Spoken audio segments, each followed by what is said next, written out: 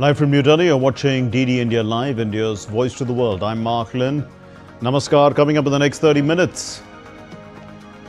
Prime Minister Narendra Modi arrives in Indonesia on a state visit to hold discussions with President Prabowo Subianto to add further momentum to the comprehensive strategic partnership. Russia-Ukraine conflict escalates sharply. At least 14 killed in a Russian attack on Kyiv. Zelenskyy urges NATO to take strong actions at Ankara summit on boosting Ukraine's air defenses. US take on Belgium while Portugal face Spain in today's round of 16 clashes at the FIFA World Cup.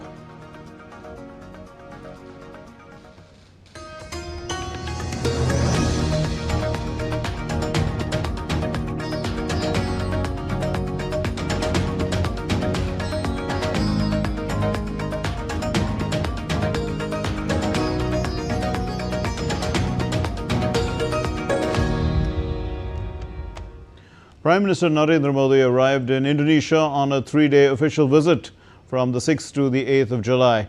The Prime Minister was warmly received at the airport by the Indonesian President Prabowo Subianto and accorded a ceremonial welcome. Prime Minister also witnessed a cultural performance by traditional dancers. This is Prime Minister Modi's first bilateral visit to Indonesia since India and Indonesia elevated their ties to a comprehensive strategic partnership in 2018. The visit is expected to further strengthen cooperation across key sectors and deepen the comprehensive strategic partnership between the two countries.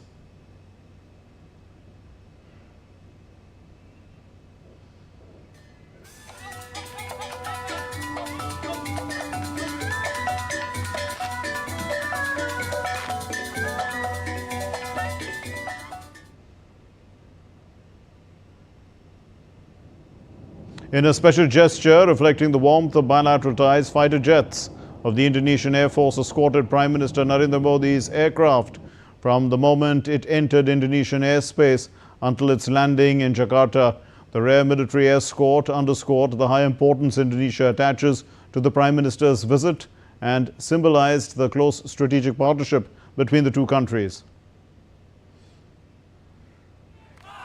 Prime Minister Narendra Modi received a grand and enthusiastic welcome from the Indian community on his arrival at the hotel in Jakarta. Hundreds of members of the Indian diaspora gathered to greet the Prime Minister, chanting patriotic slogans reflecting the deep people-to-people ties between India and Indonesia.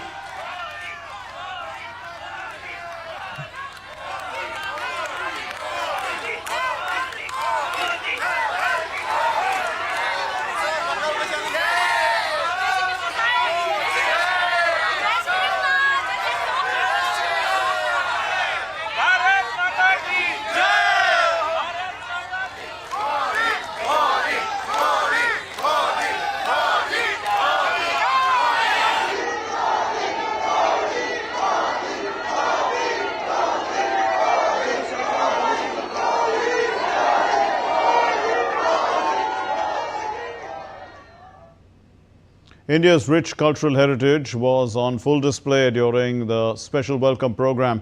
Prime Minister Modi witnessed a captivating performance titled Shadows of the Epic by Wayang Kulit Group, showcasing Indonesia's traditional shadow puppetry while bringing to life the timeless story of the Ramayana. The performance highlighted the shared civilization and cultural links between the two countries. The cultural program also featured a Bharatanatyam recital by Indonesian students who performed Shiva Stuti, underscoring the growing appreciation of Indian classical arts in Indonesia. Adding to the celebrations, Buddhist youth from Vihara Dharma Ratna, one of Indonesia's largest Theravada Buddhist temples, presented a special dance depicting the triple gem, the Buddha, the Dhamma and the Sangha, symbolizing the shared spiritual and cultural bonds between India and Indonesia.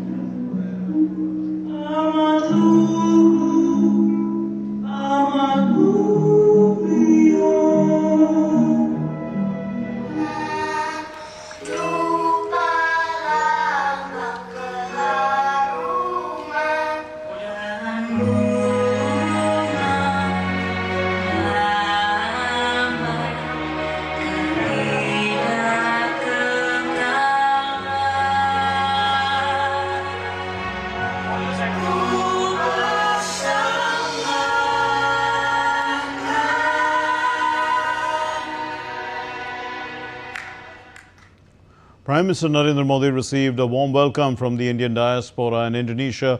A captivating Bharatanatyam performance based on the theme of Shiva added a cultural touch to the reception. Take a listen.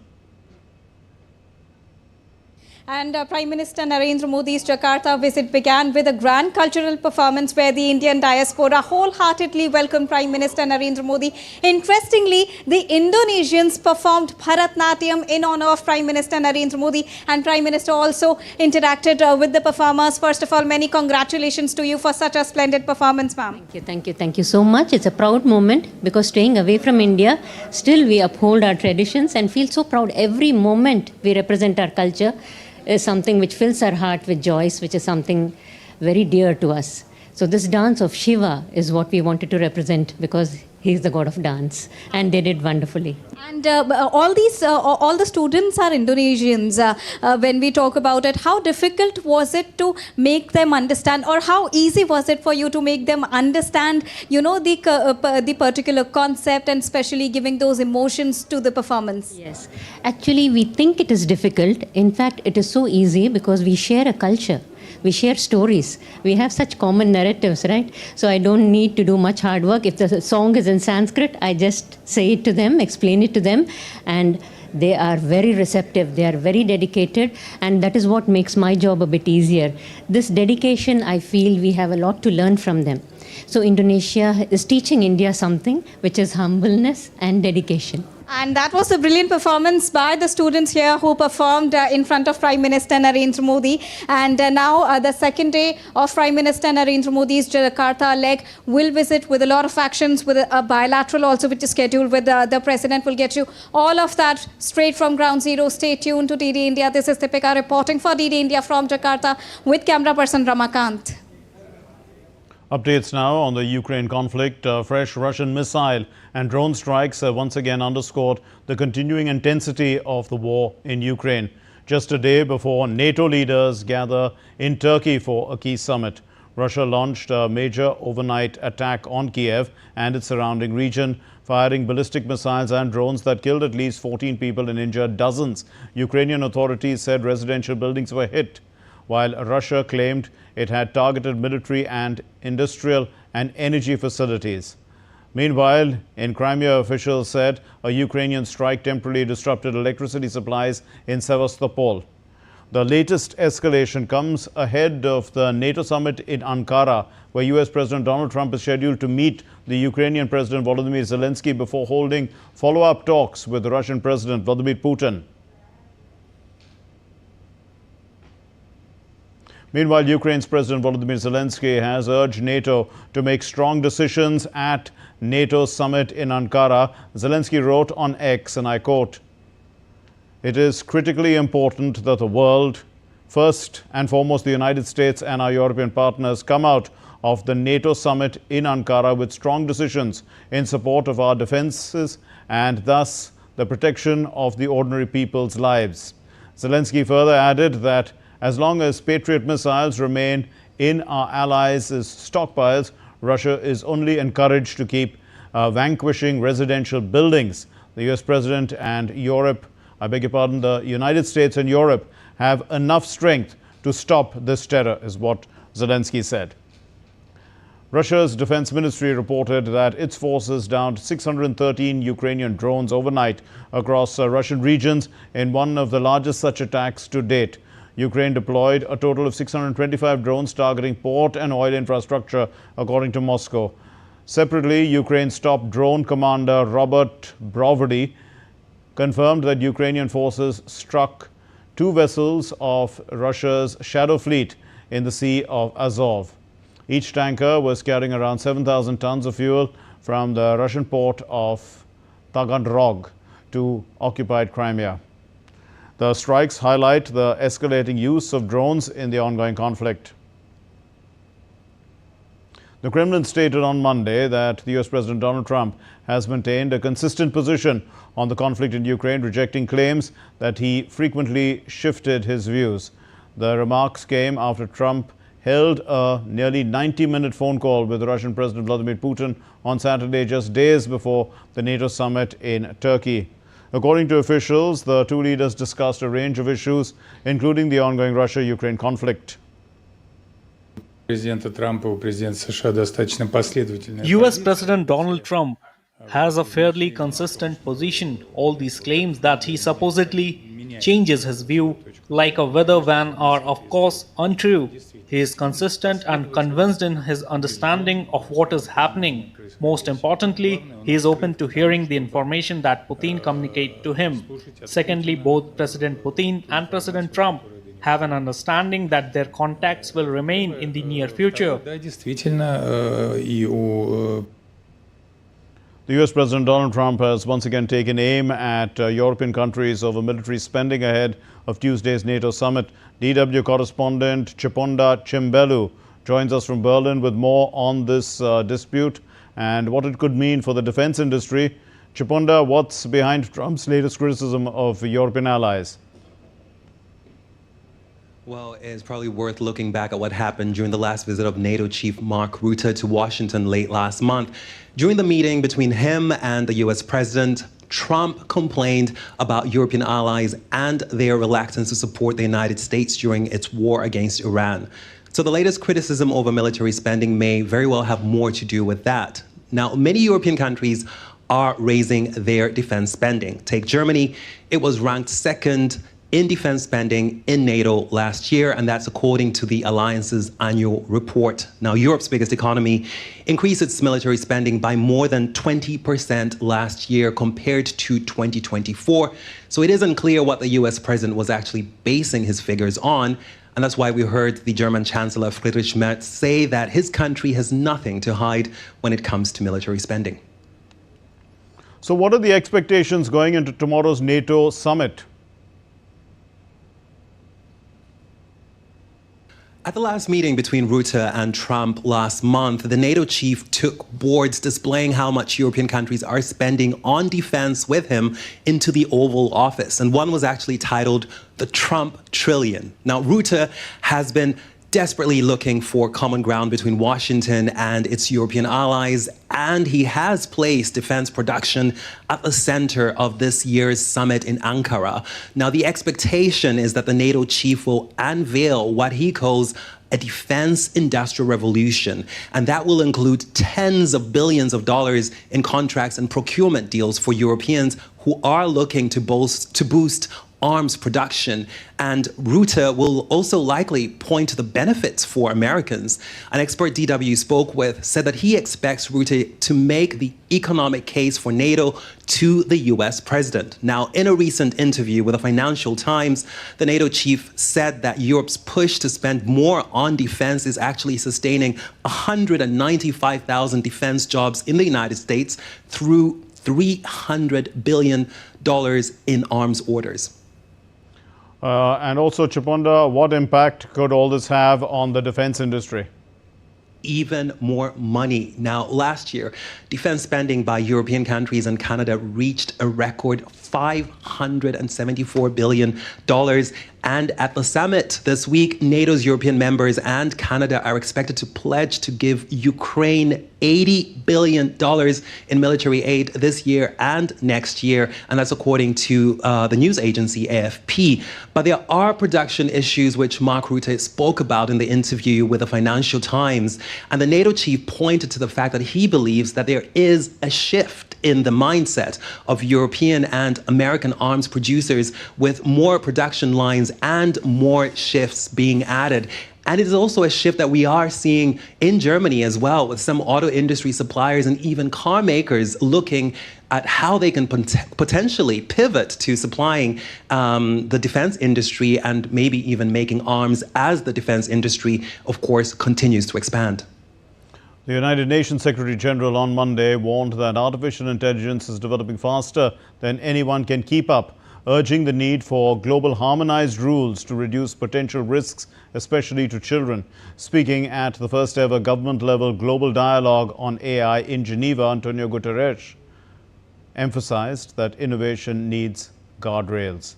The two-day inaugural UN Global Dialogue on AI Governance aims to discuss how to set rules to mitigate the potential harms of AI, as well as to take advantage of its opportunities. Delegates will consider a report by a UN-backed independent scientific panel of 40 experts who will present their findings from the first global independent scientific assessment of AI. Is advancing at runaway speed. A technology that can reshape economies, transform the world of work, sway elections, and tilt the balance of security is being deployed faster than anyone, including the people building it, can keep up. An experiment is being run on our own societies without a plan and without consent. And that is not sustainable, and it is not acceptable. AI is already transforming our world. The question is whether we will shape this transformation together or let it shape us. Still to come here on this edition of DD India Live. 25 people dead, about 100 injured in clashes in Sri Lanka prison. Impeachment trial of the Philippine Vice President Sara Duterte opens in the Senate.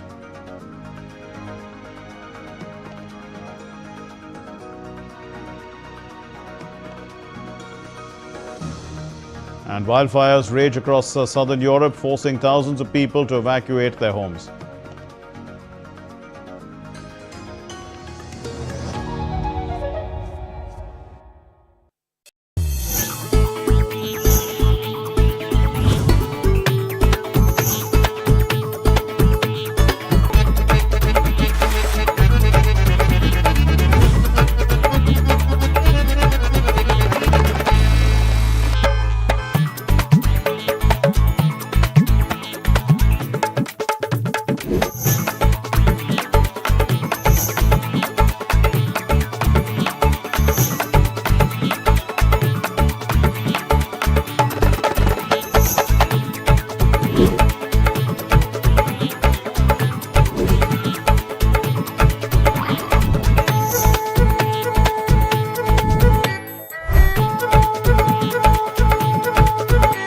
Welcome to Jaipur.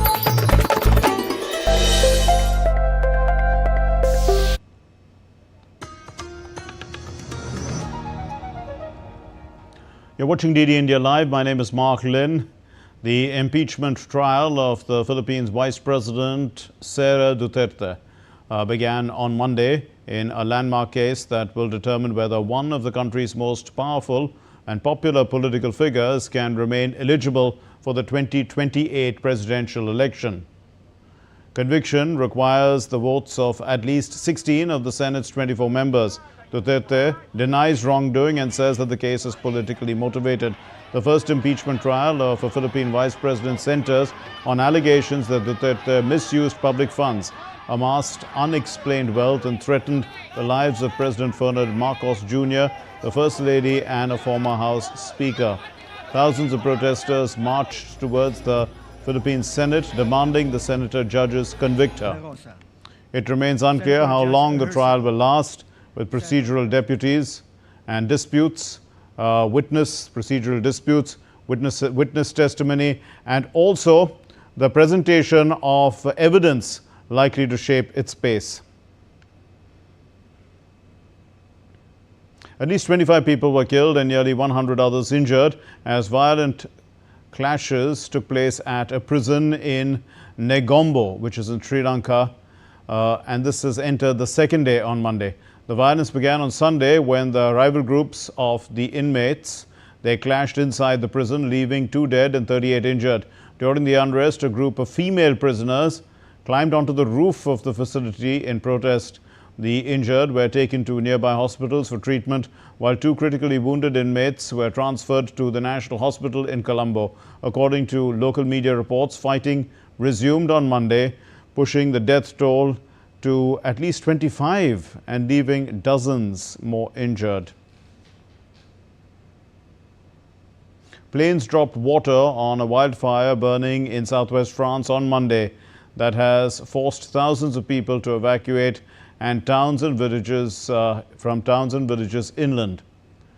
The fire has scorched some 4,600 hectares in the foothills of the French Pyrenees, close to the Spanish border. The blaze, which started close to the villages of Trevillache, have injured 5 people, including a firefighter.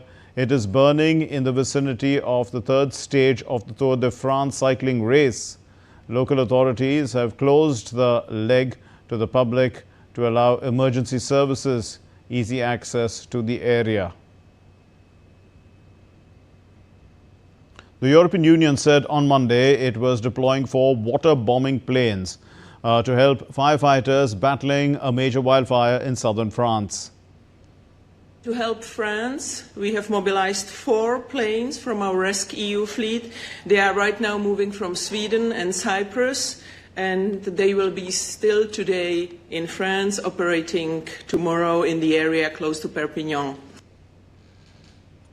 The massive wildfire continues to rage as well in central Portugal, destroying vast stretches of forest as firefighters there are battling to contain the blaze after days of intense firefighting. Emergency services say that nearly 80% of the wildfire has been brought under control after it scorched around 13,000 hectares of forest and scrubland. However, nearly 1,200 firefighters remain deployed to tackle persistent flames and flare-ups. Authorities said aerial support from Spanish and Italian water-bombing aircraft has played a crucial role in containing the fire and preventing the blaze from spreading further.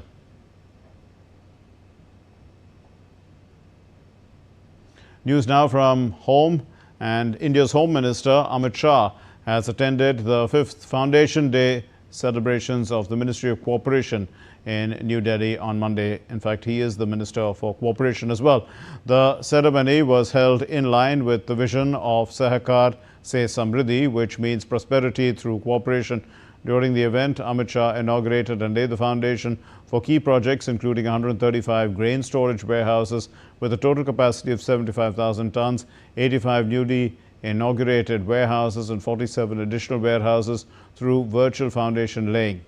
Speaking at the event, Amit Shah said that 30 crore people linked to cooperatives and over 8.5 lakh societies had long awaited reforms, and noted that Prime Minister Narendra Modi established the Ministry of Cooperation 5 years ago to strengthen the sector. सहकारिता से जुड़े हुए देश के 30 करोड़ लोग और 8,50,000 से ज्यादा कोऑपरेटिव्स, जिसकी 75 साल से राह देख रही थी, आज से ठीक 5 साल पहले नरेंद्र मोदी जी ने स्वतंत्र सहकारिता मंत्रालय भारत सरकार में प्रस्तापित करने का निर्णय आज के ही दिन किया था।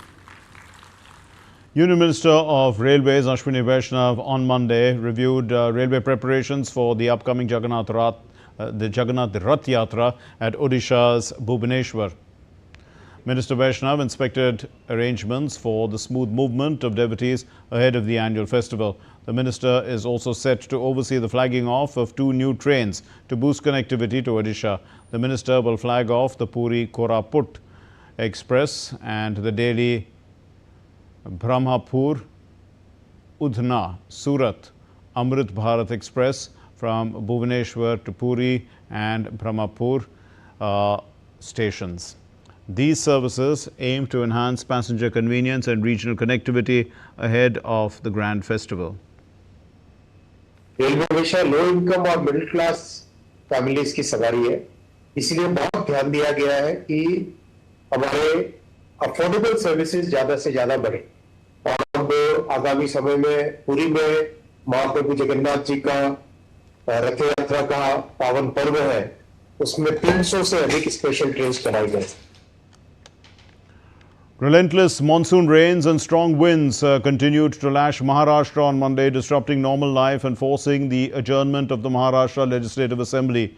Chief Minister Devendra Fadnavis assured the House that the government is on high alert amid unusual weather patterns and urged people to avoid unnecessary travel. The India Meteorological Department issued a red alert for Mumbai, Thane and Raigad districts. Schools and colleges remained closed, while waterlogging and landslides disrupted traffic on the Mumbai-Pune Expressway and affected suburban and long-distance rail services.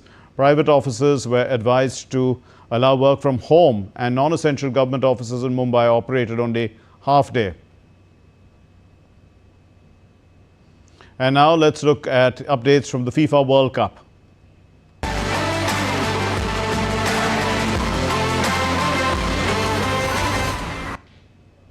An all-Iberian blockbuster awaits the FIFA World Cup round of 16 as Portugal and Spain battle for a place in the quarterfinals tonight at Dallas.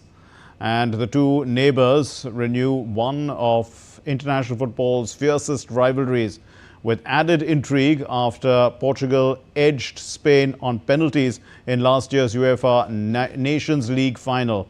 Portugal arrive after surviving a dramatic 2-1 victory over Croatia in the round of 32, with Gonzalo Ramos netting the late winner. Roberto Martinez's side have been solid defensively but have lacked consistency in attack throughout the tournament. Spain have been one of the standout teams in the competition, cruising past Austria 3-0 to extend an unbeaten World Cup campaign without conceding a goal. Luis de la Fuente's side have blended possession, pressing and defensive discipline, with teenage sensation Lamine Yamal leading a vibrant attack alongside a well-balanced midfield. The United States and Belgium renew their familiar rivalry as they meet in the FIFA World Cup round of 16 with a place in the quarterfinals at stake. And it is the first World Cup knockout meeting between the two sides since Belgium's dramatic extra-time victory in 2014. The United States reached the last 16 after defeating Bosnia-Herzegovina 2-0 despite playing the final hour with just 10 men. Christian Pulisic continues to lead the attack, while captain Tyler Adams has been key in the midfield with his energy and leadership. Meanwhile, the striker Folarin Balogun will be available, in fact, for the match for the last 16 clash after the FIFA suspended his ban for a red card on Sunday in an unprecedented move. Belgium booked their place in the round of 16 after a dramatic 3-2 victory, extra time victory that is, over Senegal recovering from a 2-goal deficit in one of the tournament's most memorable matches. Kevin De Bruyne remains the creative force in the midfield, while Romelu Lukaku and Jeremy Doku provide attacking firepower.